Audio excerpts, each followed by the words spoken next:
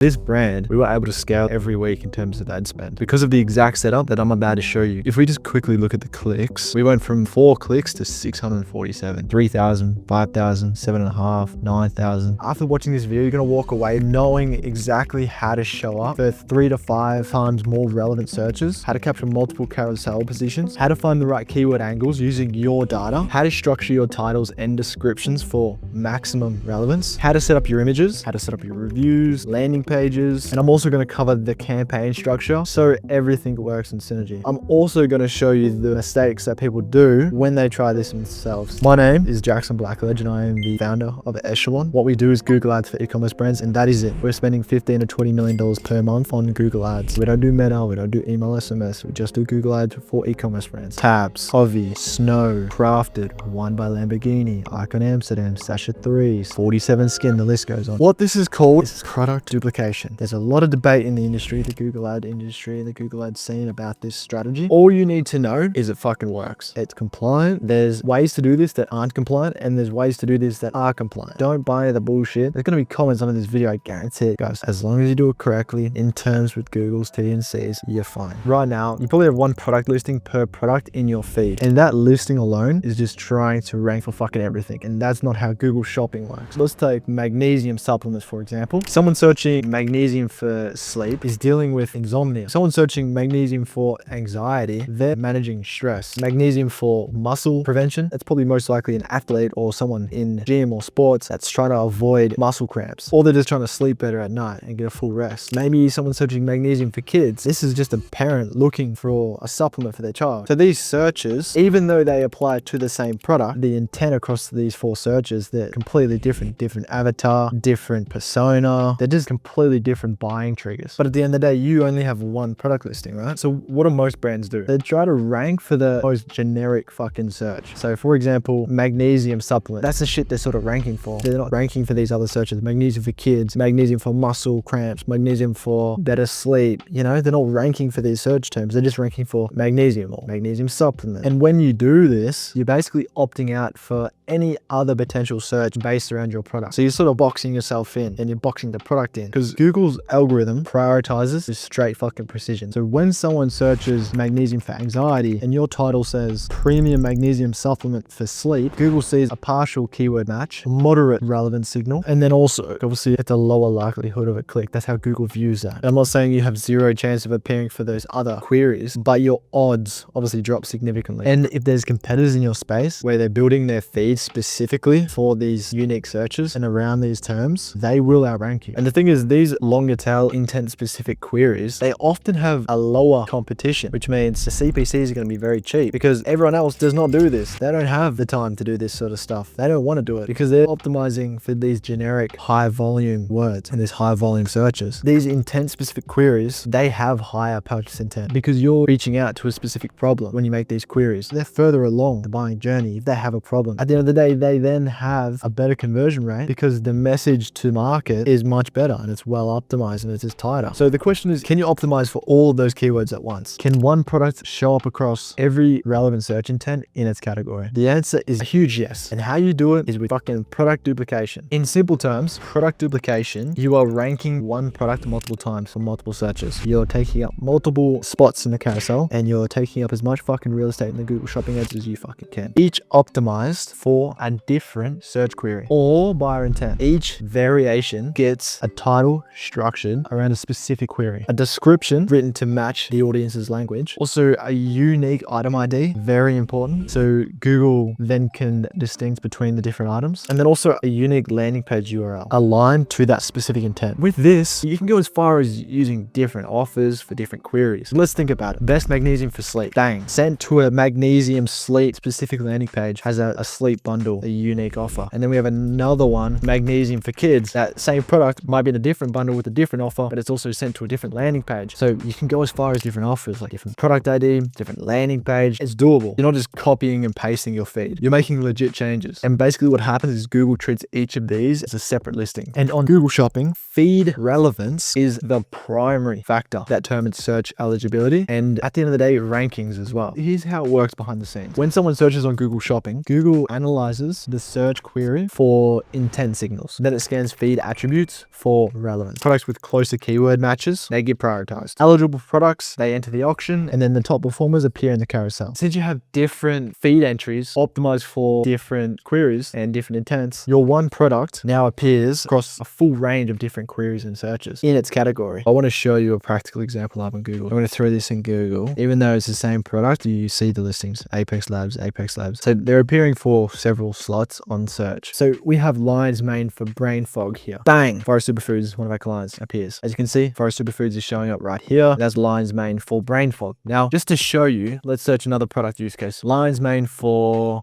focus. Scroll down, bang. Same product, different search, as well as now lion's mane capsules. As you can see, we're number 2. You can leverage this strategy to take multiple listings of the same carousel. As you can see here, Apex Labs, 3 out of the 6, bang, Apex Labs, same product though, showing bundles, but anyway, it's the same product. Or you can obviously have the same product rank for different searches. So instead of fighting for 1 out of 5 positions, you now own 2, 3 out of 5. So you've just doubled or maybe even tripled your traffic potential without changing your budget. Now, some of you are probably wondering, why the fuck does Google let this happen? And does Google let this happen? Like, I don't know if this is legit. Google, at the end of the day, doesn't give 2 fucking shits if you're advertising the same product. They don't give a fuck. They don't care. If your products and your ads add unique value to the user's experience. TLDR, they reward relevance. Think about it, right? If someone searches creatine for women and your listing is specifically creatine for women, it's optimized for the audience going after women, it speaks that language, Google is going to reward that relevance. Google will rank you higher and you will take most of that fucking traffic. If you have a creatine business that's in a basement in Portugal and you're going up against some massive supplement brands in America, if the big brands in America don't have relevance in their Google shopping ads, the Portuguese basement creatine brand will outrank them. This shit matters more than budget. Why would Google block an ad that improves user experience with better relevance, increases click-through rates, aligned messaging, and just reduces bounce rates because it has proper matching intent? The user's happy, they're finding the product they want, they're finding a solution to their issue, the brand is spending money, Google's making money from the ad spend. Everyone fucking wins. Google, the customer, the brand, everyone. Why would Google not allow that? Now that you understand why this works, I'm going to show you how to find the exact keyword angles to target. To start, don't just do what a lot of advertisers default to. They hear product duplication and they immediately start brainstorming angles just out of fucking thin air. What you want to do is pull the search terms report from your existing shopping PMAX campaigns. Look for the last 6 to 12 months and sort by conversions. And you want to see search terms that are converting. Terms that people are actually searching for. So anxiety medication, natural sleeping tablets, supplements to reduce cortisol. These are just a few examples that you might not have been able to come up with. This shit's gold because it's real buyer data from your account. So it's not just some bullshit estimates from a keyword planner or anything like that. And what you essentially want to do, you want to use these in your titles. We talked that specific term earlier where it shows stress relief and mental support.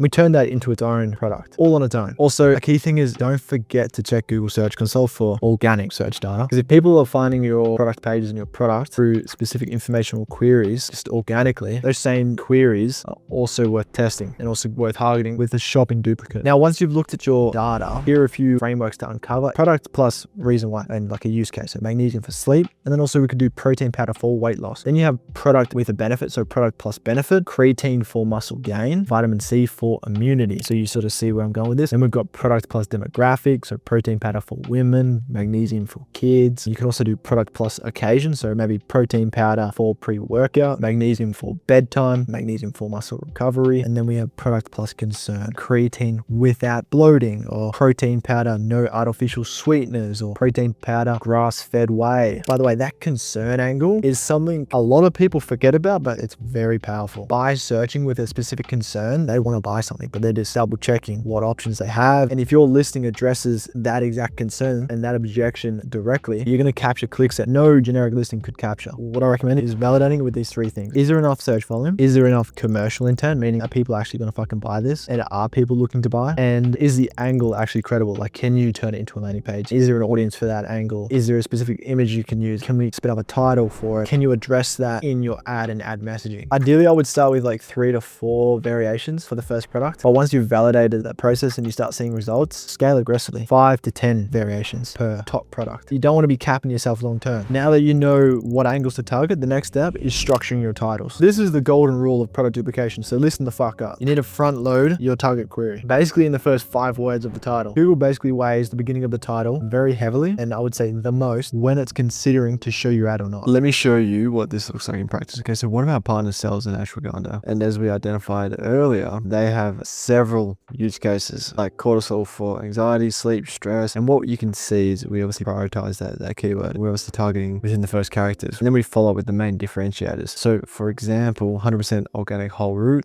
stress hormones, or here pure whole root capsules, freeze-dried whole root, and then again the secondary benefit, which relates to that original use case. So for natural sleep supplements, we also have nighttime relaxation, and we had the brand name last. So a pattern you've probably picked up on here is that each title is just laser focused on a specific search query from someone searching. They're all front loaded with the exact search terms buyers use, and they're legitimately unique, so they differentiate each other and from other variations while still including the essential product details. Don't just copy and paste the same generic description across all variations either. Each duplicate's description should reinforce the title's angle and really speak directly to that buyer's concerns. You have up to 5,000 characters you can use within the descriptions, and the first 500 are the most impactful. So use them. Take this same mindset when it comes to your images as well. Now let's talk about reviews, and this is a thing that a lot of brands mess up when they use this product duplication strategy. And guys, it just fucking completely tanks their click-through rates. The problem is, by default, Google actually treats every product variation as a unique listing. That obviously means if your original product has 500 reviews and you create 5 duplicates, those duplicates can show 0 reviews. If you have 0 reviews next to a competitor that has fucking 2,000 reviews, you're gonna lose that click every single time. But you can easily fix this within the Google Merchant Center by fixing and by matching the attributes. Here we have one of our product feeds, and as you guys can see, these are actually individual products on the product feed with different item IDs, and what you can also see is we gave them the same MPN. So why we do that is because we want reviews to be shared across them all. You want to assign matching MPNs to the products that should share reviews. This will basically ensure that your variants will have the same number of reviews between each other. So for the product lines, use item group ID. The solution can take 2 to 3 hours of feed management, but the return on investment is fucking huge. One thing just to make sure about is you're only grouping products where reviews are actually interchangeable. If you get this wrong, your duplicate products will underperform, no matter how good your images are, no matter how good your descriptions are, because it just doesn't look good. The next step is making sure your landing pages match the ad angles. So this sounds obvious, but your landing page needs to match the angle of your ad. Ideally, the synergy between ad to click to landing page, customer checkout is top tier. We had a client where we discovered that their product and that supplement brand had a strong signal to run variants for PCOS, for PCOS. So our internal landing page team here at Echelon created a